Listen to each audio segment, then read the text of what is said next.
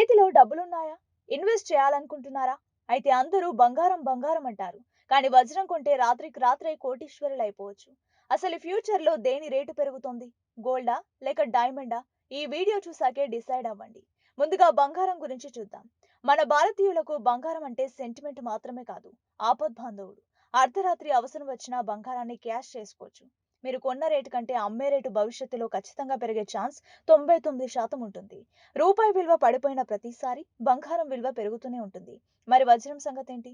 చూడ్డానికి మెరుస్తుంది కానీ ఇన్వెస్ట్‌మెంట్‌గా ఇది కొంచెం రిస్క్. వజ్రాన్ని మీరు షాప్ నుండి బయటకు తెచ్చిన మరుక్షణం దాని విలువ 10-20% పడిపోతుంది. మళ్ళీ అమ్మాలంటే అదే షాపుకు వెళ్ళాలి.